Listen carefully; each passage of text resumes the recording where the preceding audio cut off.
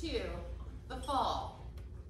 Here I forsake wife and children, house and home, body life, for the faith and the divine truth. From the testimony of George Rick, Martyr's Mirror. Scene 1, afternoon of the same day. Ruth, Arletta, and Dottie are working indoors. My father was very worried by Gideon's behavior. He barely touched her. Besides, Miriam started it. Oh, she's such a joyless child. Makes me sad. And I hate that she made Gideon stoop to her level. Still, there's no excuse for his behavior. I don't know. If I was him, I probably would have done the same thing, maybe worse. Yeah, honestly. To be persecuted for your good deeds, martyred by a girl who shows no kindness to anyone, who won't even say good morning. I don't mean to speak ill of our sister, but I do see what you're saying. Mother's always said Miriam was born with wickedness hanging over her. How interesting. Arletta defends Gideon. Perhaps she's biased. Oh, I doubt it. Even a blowhard blows the right direction sometimes. Ow! Are you all right? Dottie grimaces, then pulls out a tooth. Oh. Well, thank God that's out. Another? Give it here. We'll save it for your mother. Dottie hands the tooth to Ruth. Well, good. That's good. That should be the last of the bad ones. It's all right, Doctor. Be sure to keep using that rub your mother made you. Maybe now I can lead worship on Sunday. It's been hurting to sing, but... She smiles at them, showing all her damaged teeth. Does it look all right? Oh, you can't even tell. Way in the back. You're still our sweet baby Dottie. Oh, my precious girls. A golden light coats the stage. Ruth, Dottie, and Arletta go stage right, becoming younger versions of themselves. Arletta and Dottie sit, reading, while Ruth paces, keeping a watchful eye. What's this? Just doodles? No. These periods and lines. I've heard of this. This is that thing. What do they call it? Morse code. I'm sorry, Sister Stalter. Mr. Von Farn brought back a book on it. We only did it for fun. Fun? You'll have to explain to me what exactly is fun about it. We thought we could use it to tell each other things with it. What does it say? Tell me. It says, I hope my mother likes my presentation on the stoning of Stephen. You know how it hurts me to be lied to, daughter. She's telling the truth.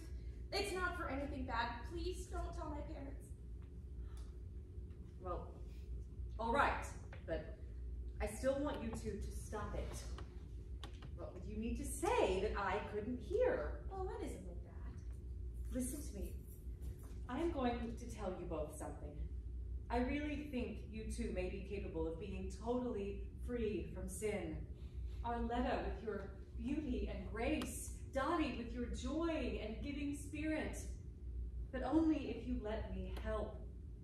I need to see clear through you, to know you completely. You want to be free from sin, don't you? Of course, Mother. More than anything. All right then. We'll do it together. Ruth gives Dottie a quick kiss on the cheek, then Arletta a quick kiss on the lips. The three return to their previous position in the present, basket weaving and knitting.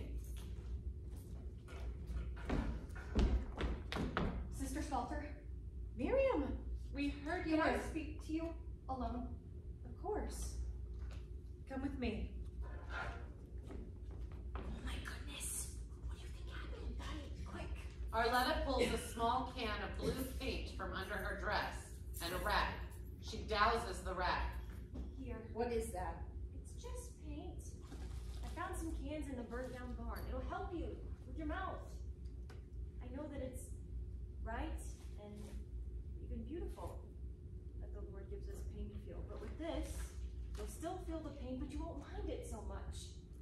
All you do is breathe it in. I don't know, Arletta. Well, keep it in case you change your mind. I have lots extra. Lights out on Arletta and Dottie. Lights up on Miriam and Ruth.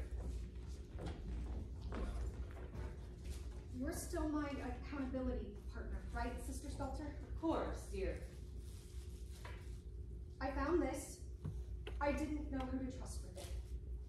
What is this? Oh my lord. These drawings. Is this one meant to be... There's no name on the book. That's the worst part. I found it in Gideon's things. Gideon's? And I'd hate to think that he would, but looking at it, it's evil, isn't it? Yes, Miriam. That's exactly what it is. End of scene. Scene 2, the classroom, dusk of that same day. Greetings, Sister Ruth. Amos said you wanted to see me? Yes. I must say, it's a thrill to be back in the classroom. I miss our lessons. So do I. I must speak with you about something, Gideon, something that has come to my attention. Is this about the fight? Miriam and I made peace. No, it's not that. Something was given to me that before I take it to the elders, I thought I'd give you a chance to... Well, here. Take a look at this. It's yours, isn't it? Don't deny it. It was found in your room. Why? Do you know what's inside? Can you explain it? Do you know what the word pornography means, Gideon? Bad pictures? It's not just bad, it's evil. Pornography hollows out the mind, it deadens the soul and deafens the ears to the Lord's calling. This book, it is yours, isn't it? Yes, ma'am. Who gave it to you? What does it matter? Depictions of lesbianism, Gideon. Women kissing other women. And what's worse, this isn't something you found. No, you drew them. These horrors, they came from your mind. How? Why? The other picture, is that meant to be Arletta? No, I was trying to draw the most beautiful girl I could imagine. It only looked like her by accident. But what does that say about how you view women? Are we slabs of meat to you? No, you're my sisters. I don't think so. Not after what I have seen. Why did you draw these things? What do you do with them? What do I do? Tell me everything, so I know exactly what I am up against. I don't know what it's called. Describe it to the best of your ability. A couple of years ago, I started experiencing swelling in my... Your privates. And it would get so bad that it would start to hurt, and I would kind of rub it, and I don't know what else to say. I'm asking what you do with the drawings, Gideon. I look at them, and I put a rag over myself, and I massage myself with the rag until and I can feel when I do it that it's wrong after the shame hits me like lightning, but the devil takes control of my body and my mind. It lies to me. You said you use a rag? Why? Because it's rough. Makes me want to do it less often. Less often? How often do you do it? Sometimes I do it when I'm unhappy or if something really good happened. How often? It is my great shame to say, sometimes I will do it as much as twice in 1 week. This evil, the size of it, is beyond my understanding. But where on earth did this perversion come from? Look at your father. Do you think he has such vices? The man works 18 hours a day to keep this settlement running while you're molesting yourself? Should the young girls in Willems be friends with such a person? Should my daughter?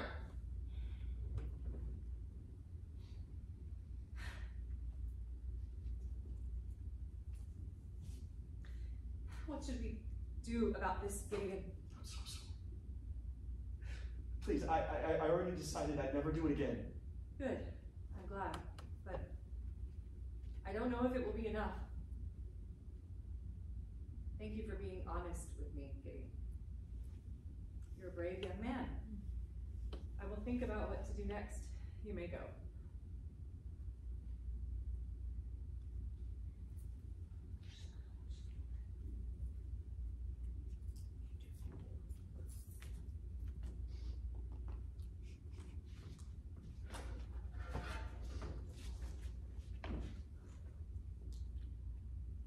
Ruth goes to sit, but stands immediately. She opens her desk, pulls out an apple, takes a bite, and breathes.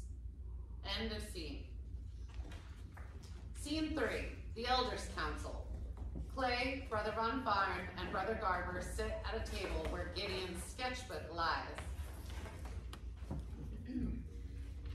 Young Gideon is contrite to his credit, and I believe he was honest with me, but still, I fear Satan may have gained a foothold. Thank you for bringing this to our attention, Sister Salter. You may go. Ruth, do not speak to my son alone in that matter again. I was only trying to... Yes, Brother Bowman. Well, this is a new one, huh? My spirit is greatly troubled, brothers. I'm so disappointed in young Gideon. First he attacks his sister. Now he depicts acts of lesbology.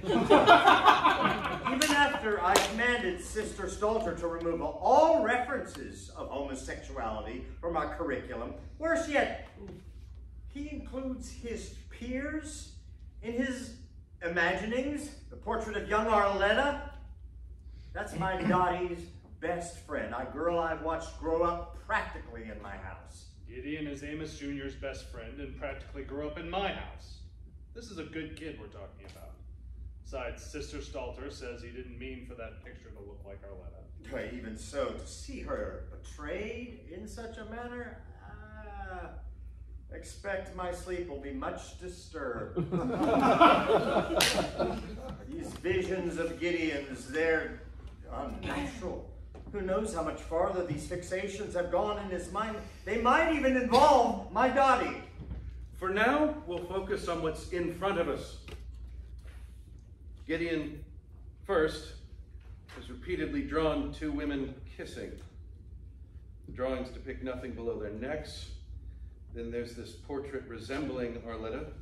Gideon says it wasn't meant to depict anyone in particular, and I'm inclined to believe him. Last, this attempt at a nude drawing of a woman which betrays some anatomical confusion. That's all. While I do judge these images to be erotic in my experiences, they're not that extreme or exceptional during my time on the outside. I saw worse from the boys' betters.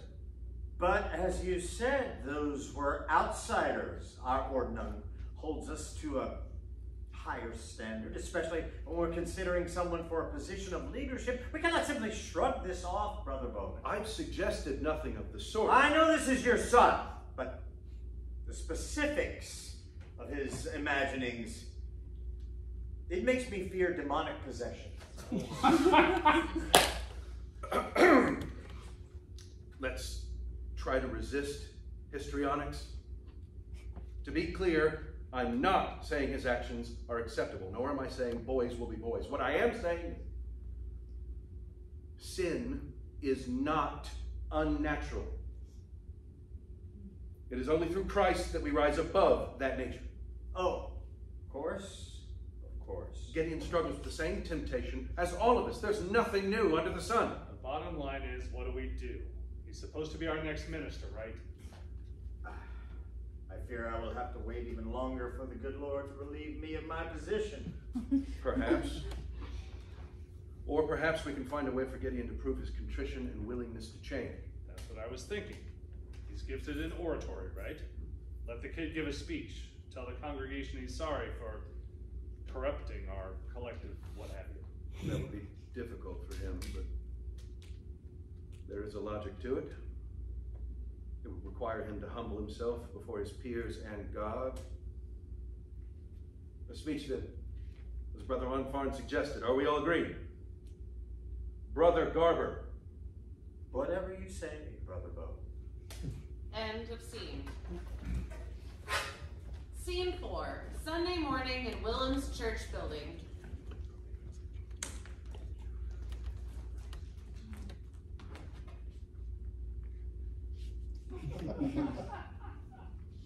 Praise to the Lord who o'er all things so wondrously reigneth, shelters thee under his wings, yea, so gently sustaineth.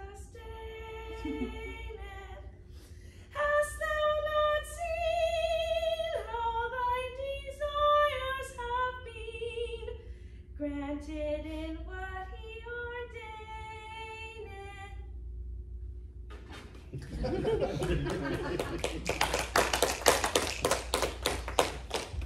Thank you, Dottie.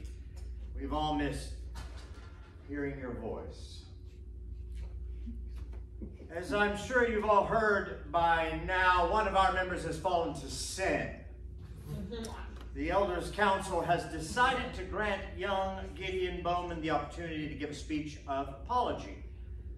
Let's attempt to receive it with a spirit of generosity. Gideon.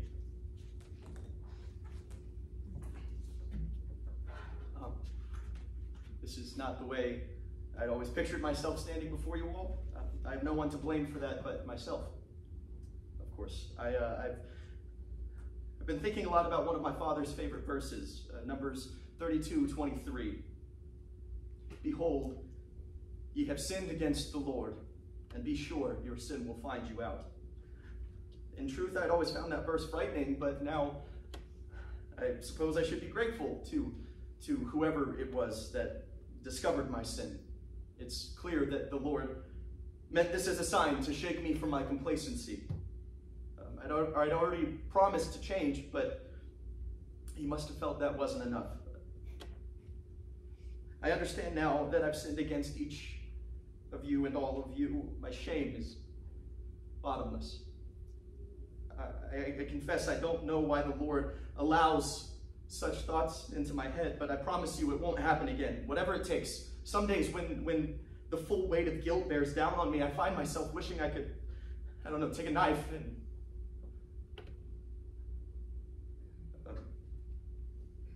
I'm sorry, I hope you all can forgive me. It's not who I am. I mean, it's true that it's something that I did. I'm not trying to, I'm sorry. I'm not sure what else I should.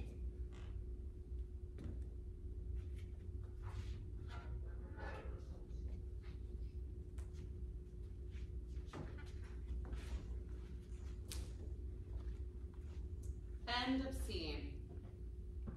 Scene 5, sunset of that same day. Gideon is alone in the church. She's coming. Thank you, Amos, for standing by me. Come on, man, of course. It's just Miriam. What are you doing here? Looking for you. What are you doing here? I'm waiting on someone. Oh, well, let me guess who. I wanted to check on you after your speech this morning. Why?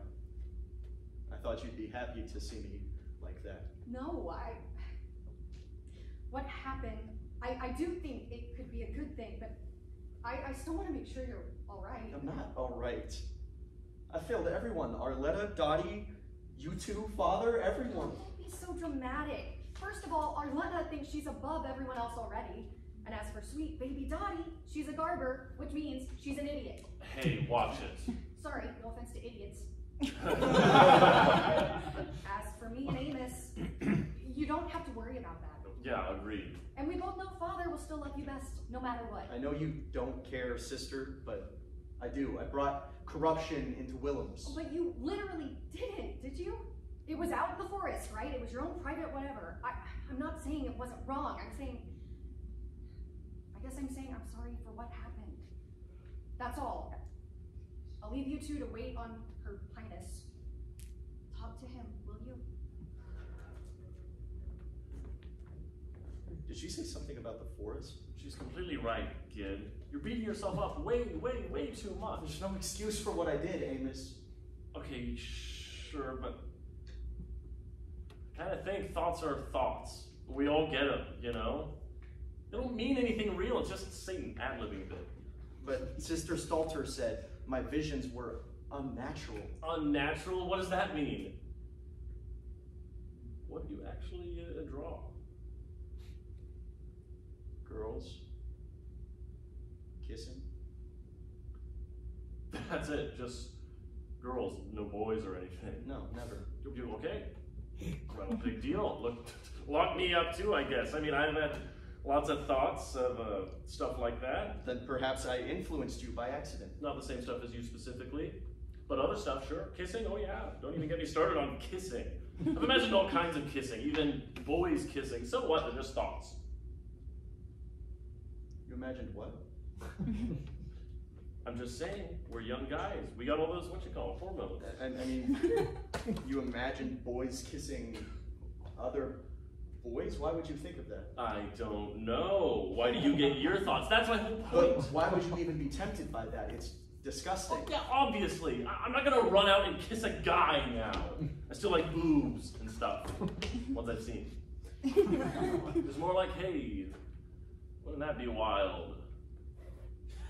You've never imagined kissing me, have you? It's not. I'm saying they are half-formed. Nothing's, Gideon. It's all bullshit anyway. No, I can't know this. No. I'm sorry, I shouldn't have even brought it up. Hey, how can I ever, if you've actually... Wait, listen, forget it. I was trying to be funny, okay? Bad joke, Amos. And you're planning to leave Wilkes? You can't go out into the world with these thoughts. You'll be eaten alive. You need to repent. Okay, you're right. Everything you're saying is right. I'll repent. Whatever you think I should do, I will do it. I'm sorry. I can't look at you right now, Amos. Good, brother. Arletta enters wearing a bonnet. You wanted to see me, Gideon? Yes, yes. Yeah, I'm gonna go and I'm gonna head out. We'll talk about this later, okay, kid? I don't want to talk about it again, Amos. Okay, right. I'll see you later. What won't you talk about later? He was trying to rationalize sin. Oh, well, that doesn't sound good. I liked your speech, for what it's worth. You did? I thought it completely fell apart. But it was real. It was kind of like watching Dirk Willems fall through the ice, then pull himself free. I love that. You really love the story of Dirk Willems, don't you? Mm-hmm. I love all the murders. Arletta, I wanted to speak with you alone because I need to clear the air. I'm sure you heard something about a certain drawing in that sketchbook that looked like you. What? A drawing of me? No, it wasn't really. I'm sorry, I thought you would have already... I'm kidding.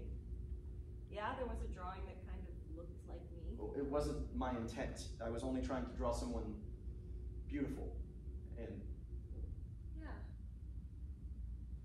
Oops. It's alright, I'm not upset about it. It's kind of flattering, actually. good. Because sorry, I had this really terrible conversation with Amos. No, maybe we should talk later. No, I need you to know how sorry I am, to you especially.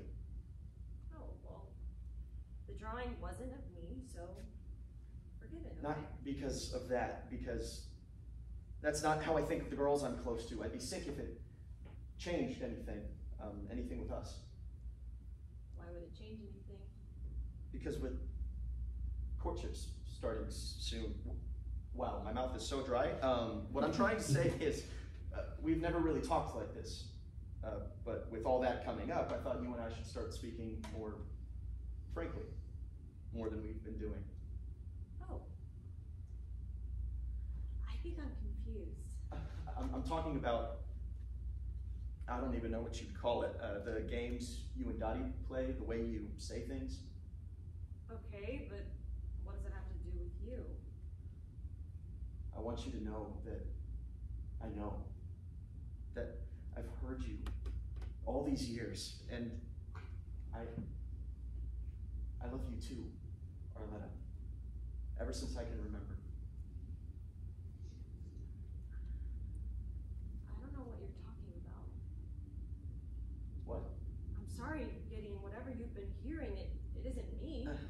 No, that's not right. That can't be right. I really am sorry. I should go. Arletta, please. No! Wait!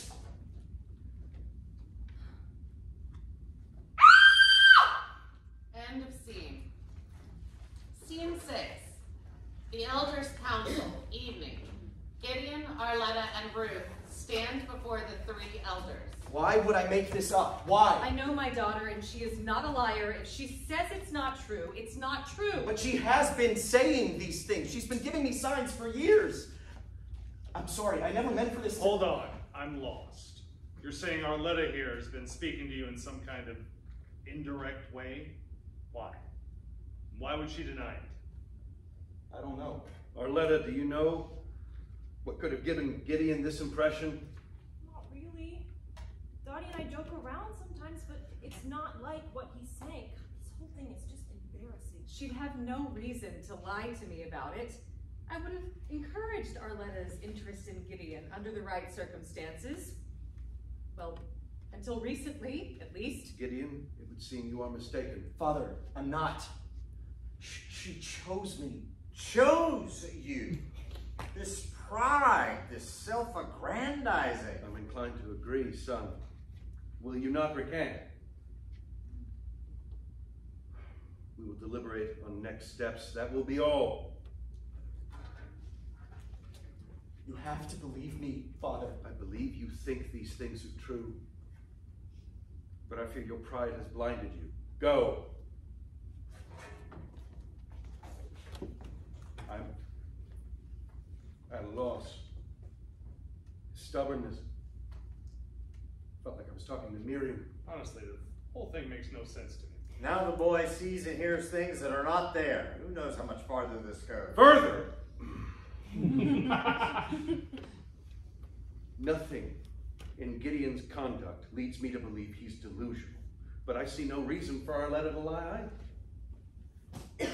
What we have here is a one-sided infatuation along with some misinterpretation. Still, can you honestly tell me you think he's fit to begin the path towards ministry? All I know is Gideon already stepped in it once this week. Twice, come to think of it. You'd hope that would make him trust in his own judgment a little bit less, but no. Willems can't take this kind of discord. The lean months are coming. I agree completely. We need unity. The boy must bring his soul back in line with God, but he refuses. I'm sorry, Clay, but you know what this means. Oh, merciful Lord, let it pass quickly. End of scene. Scene 7. The Bowman house, early the next morning. Miriam and Clay sit at the breakfast table. Both have bowls of oatmeal. A larger, empty bowl sits on the table as well. Miriam is eating from her bowl. Clay is not. Father, you forgot to wake me. He goes to make himself a bowl. I barely have any time to eat now. Oh, there's none left. Why didn't you save me any? Do I need to make some more? What's wrong? Say something. Wait. No, please don't. Don't do this, Father. What I've said about Arletta, it's true. Miriam, you know. You're with her all the time. Tell him. Please, don't. Oh, God. No, I'm not wrong about this, Father. Dad. Clay gets up from the table, gives his bowl of oatmeal to Gideon, and prepares to exit. You expect me to say something that isn't true? You taught us to hold fast to our truth, that it's better to die for the truth than live for a lie, right? Right? Talk to me! Gideon punches a wall. You started all this, didn't you? Your sister Stalter said the sketchbook was in my room, but you knew it was in the forest. You stole it, and I don't know how, but you stole it. Don't lie, you did. I know you did. Stop? No, I won't. Stop. Why did you do it? I thought we made peace. Come back and tell me why you did it. Miriam enters carrying a pad and pencil. She writes, recant, and then gives it to Gideon. I can't recant. It'd be a lie. Miriam goes back to the pad and writes, please, it doesn't matter, and then hands it back to Gideon, who reads. It does matter. This isn't like the sketchbook, okay? I've done nothing wrong. There must be something else I can do. Miriam shakes her head and points to where she wrote, recant, again. Stop. Let me think. Let me think. I know what I need to do. I need to prove to God that I've changed. He wants me to prove it. Gideon rushes to his room, exiting. Gideon rushes back in, holding a box of matches, then runs out of the house, exiting. Miriam crumbles up the paper and throws her notebook. End of scene. Scene 8. Gideon's den in the forest that same morning. Gideon enters in a mad frenzy. He pulls the towel and the rag out of the hollow of the tree and sets them on the ground. He covers them in leaves, then tries to strike a match, but he's shaking too badly. Gideon? Arletta enters with her head uncovered, looking around. Dottie saw you running out here. What are you doing? You can't be here, Arletta. Gideon, this is stupid. Just tell them that I haven't been, whatever it is, communicating with you. Even if you don't believe it, I don't care. Tell them what they need to hear. Why don't you tell them that you were? Oh, Gideon, honestly. Well, I can't tell them that. I won't. You're supposed to be minister. You'd really throw that all away? Martyr yourself? Just because you're convinced that I've been speaking to you in some kind of code? I don't know what else to do, Arletta. You don't know what it means to me. I can't believe it. Because, Gideon, I really think that that's the most romantic thing I've ever heard. What? Arletta. Shh. Just let it be. This place, this moment. Breathe it in. You mean you were really... Always. Dearest Gideon, always. Oh, thank God. I don't even... I was so afraid I'd been wrong. Why didn't you tell me before? I don't know if I can explain it. Sometimes I'm not the same. But you believed anyway, the man after my own heart. I love you, Arletta. I love you too.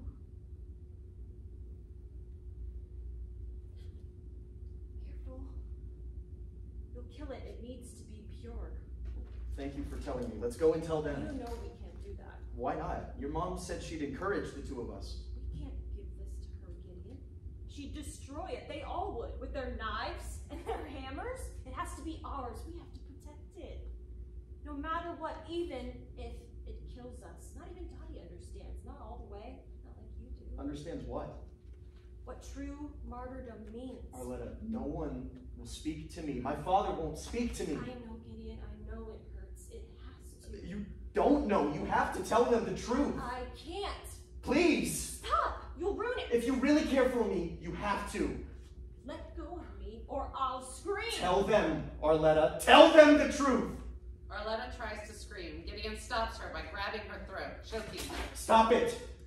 Tell them. But she falls to the ground. Gideon continues to strangle her. Arletta does nothing to resist. Her eyes glaze and roll back into her head. Gideon releases her, horrified. What's wrong with you? Why don't you fight back? Arletta turns on her side and vomits. Gideon sits next to her in a daze. Arletta coughs raggedly, holding her throat. After a moment, she reaches out a shaky hand and places it on Gideon's. Gideon pulls his hand away. He stands up, uncertain what to do. I thought you understood. Are you all right? I didn't mean it. I never thought I could. I'm sorry. I'll tell them. I'll tell them the truth. You will? Gideon helps her to her feet, gently. But when I tell them about us, it'll die.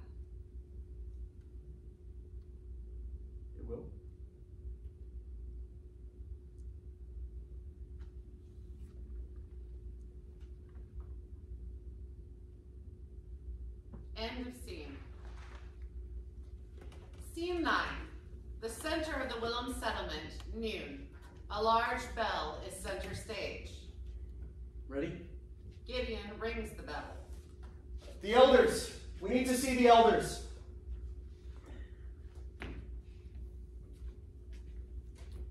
What happened? Arletta? It's all right, Dottie.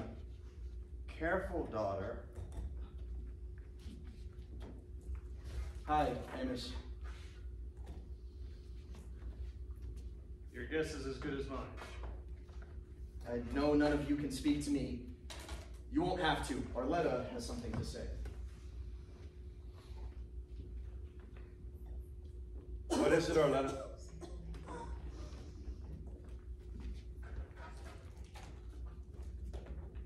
goodness. Is everything all right? Sister Stalter, it seems your daughter has something to tell us. Arletta? What's wrong? Arletta told me she's ready to tell the truth. That she's been communicating with me all along. Tell them, Arletta. Go ahead. It's okay. Tell them.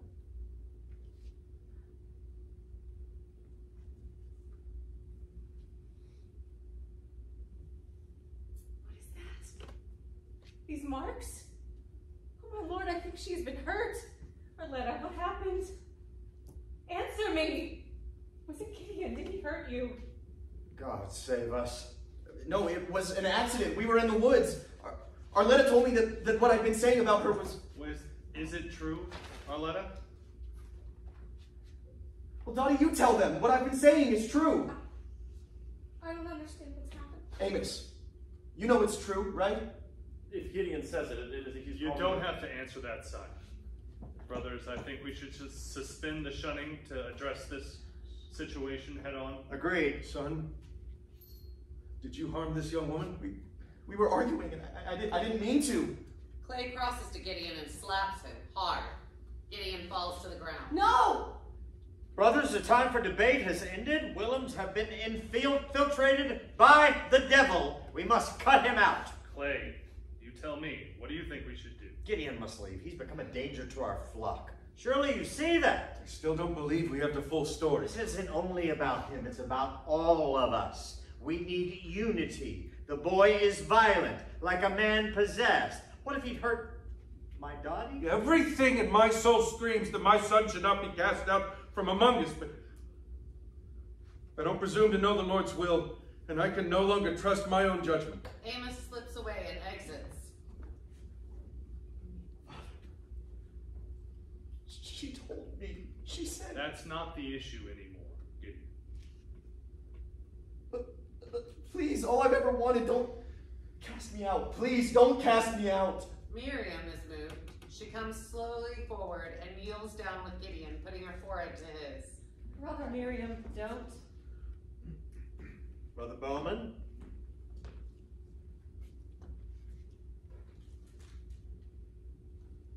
Gideon Bowman, you must be gone from Willems by morning.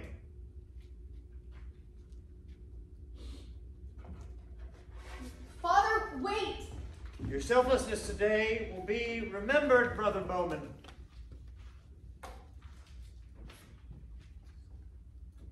May the Lord show you mercy, boy. Come, Dottie. Oh, Gideon. What's happened to you? I'm sorry it had to go like this, Gideon. Goodbye. The shunning is back in effect. Lights dim on Gideon. On another part of the stage, Miriam catches up to Clay. Father, what are we going to do? He's my son. He's my son. He was so certain about Arletta. I don't know what happened, but there must be something we can do. He's my son. He's my son! No. No, I must work. I must work.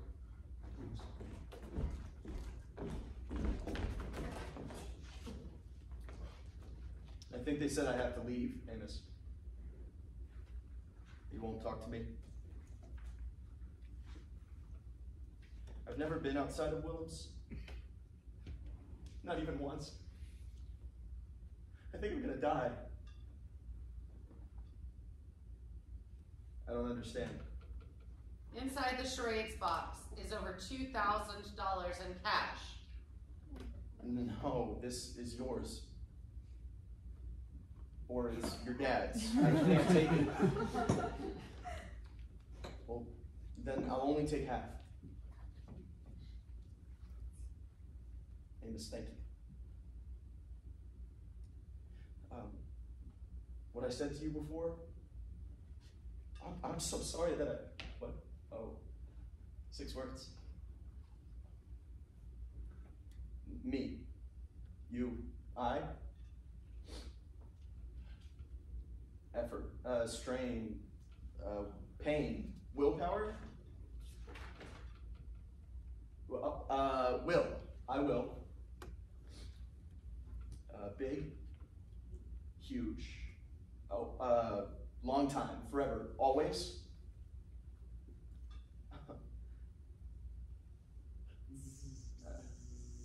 I will always be your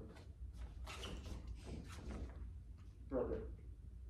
Miriam enters carrying a basket stuffed with food. I don't care anymore, I'm gonna talk. Oh, well, shit! I don't know what happened with Arletta, but I don't think what the elders did is just. I'm sorry, brother. Once it all started, I couldn't stop it. But I promise I'll do everything I can. If it's in God's will, I won't rest until the day you can come back. End of scene. Scene 10. Gideon sits at a metal table squinting. The room is lit by cold, bright lights that buzz strangely. A security officer enters. Bill Davis, I run security here at North Park. You want to tell me what happened, son? It seems there are no end to the indignities. Great. So, you told me you were having a mental health crisis in the Starbucks. All right? No alcohol in your system, and you look healthy enough. Can you give me a clue? I don't know anything.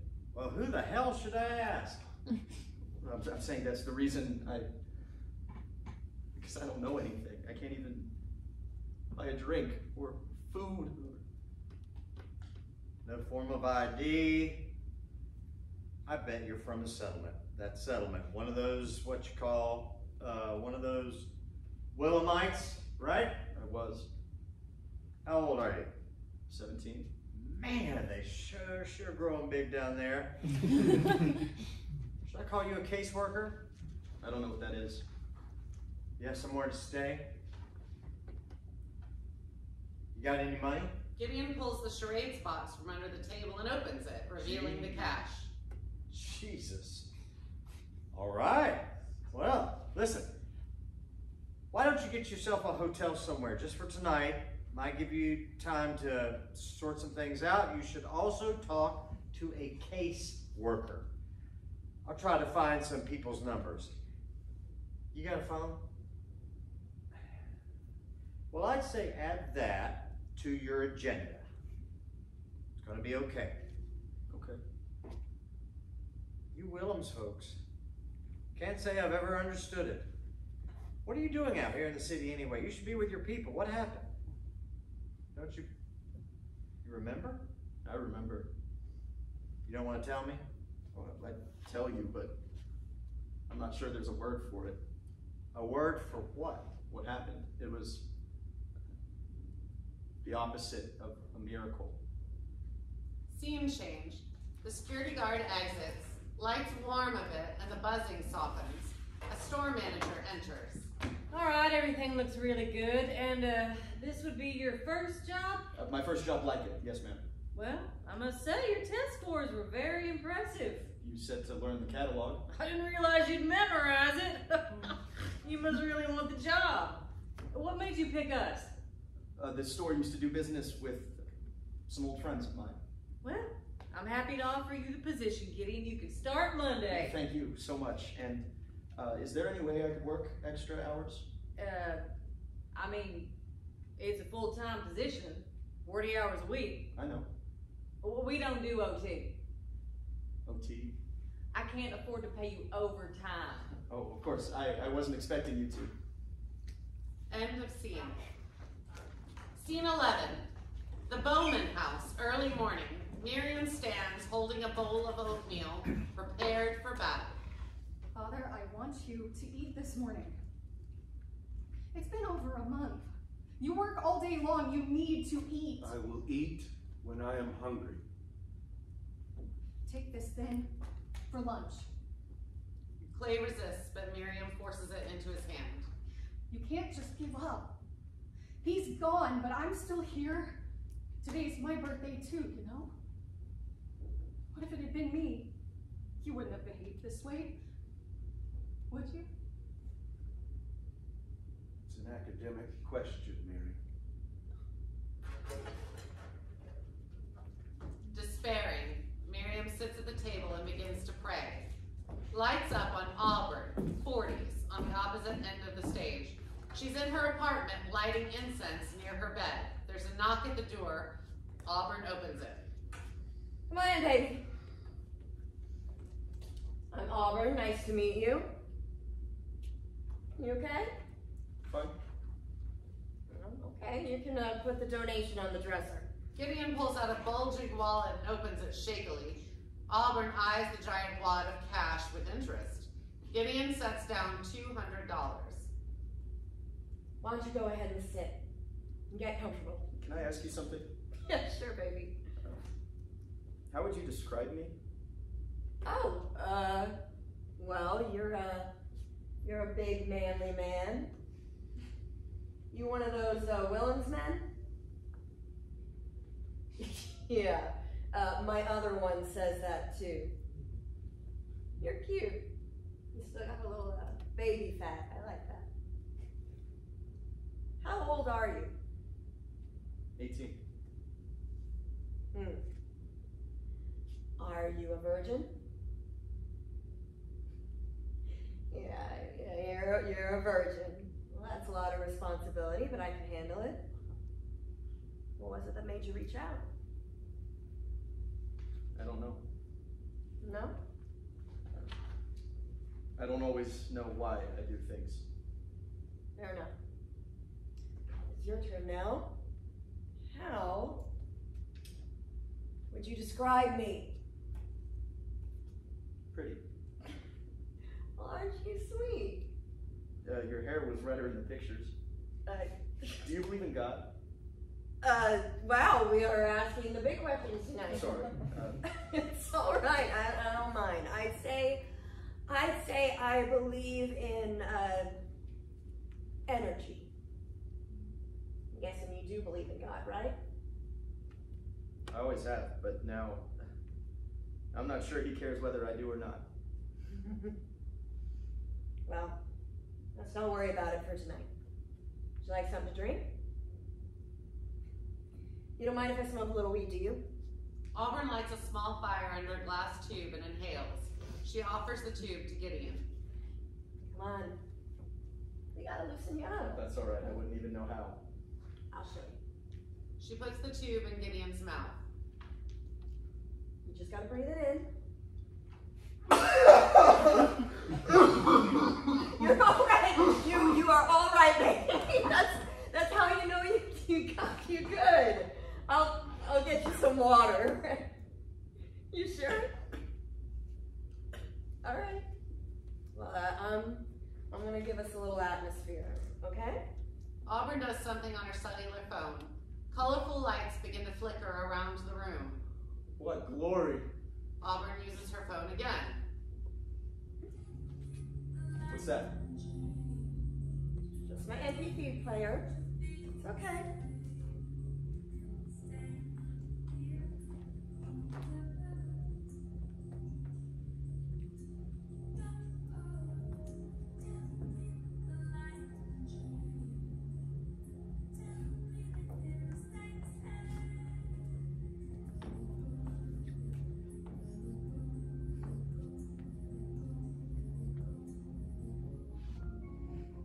Auburn removes her top. She stands in front of Gideon, expectantly. May I touch them? Yeah, course, baby. Gideon touches her breasts reverently. You like him? She begins undoing his belt. You don't gotta be shy, alright? Guys come in here and they do all sorts of things. They slap me, they spit in my mouth, they choke me. All you gotta do is ask. Why would I choke you? Well, you don't have to, I'm just saying. I would never do that. That's alright. I would never. What's wrong? I'm so sorry. Alright, well, don't be sorry. You're good. You're She good. lies down next to him. Alright. This is your first time away from home? Probably missing your mother, huh? Always. That's okay. I'm missing somebody too. Yeah, I guess everybody is. Interlude. All is as it was. Gideon and Auburn still lie in bed, and Miriam still sits at the Bowman dining table, hands clasped. Lights up on Clay, upstage at his worksite, bearing a tall ladder and tools. Dear Lord, the road grows so dark. Please grant me some of your light, that I may see a path forward. And help Father. There's nothing I can do, not since Gideon left. Use your light to help him. Scorch him with it, if that's what it takes. Clay sets up the ladder and begins to climb. And be with Gideon wherever he is. I can't even imagine. Help him to navigate the outside. Protect him. Let him know you're by his side. Lights up on Ruth and Arletta in their house. Ruth is combing Arletta's hair as Arletta works on another basket.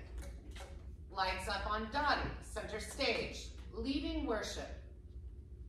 Nearer, my God, to thee, nearer to thee, e'en though it be a cross that raiseth me. Clay climbs to one of the highest rungs on the ladder. He begins hammering.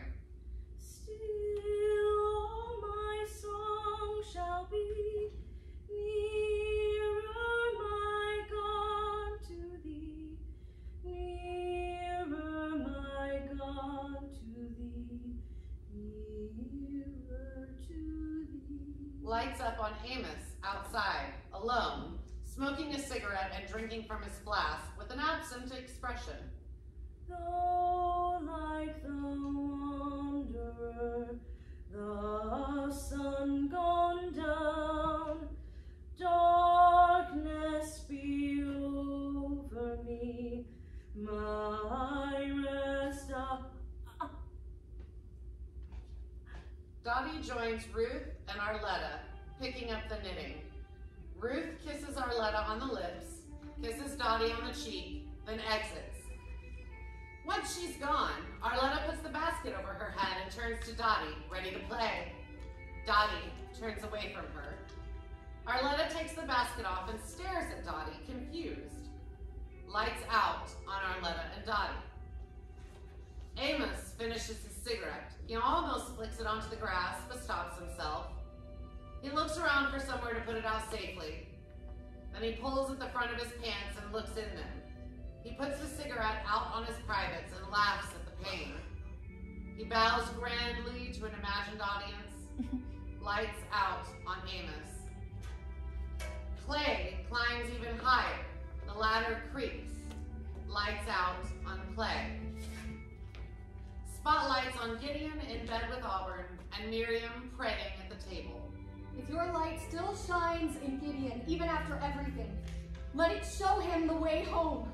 Spare him, Lord, spare him. Gideon falls asleep in Auburn's arms.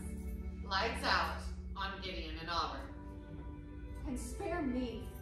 Blackout. End of scene. End of Act 2.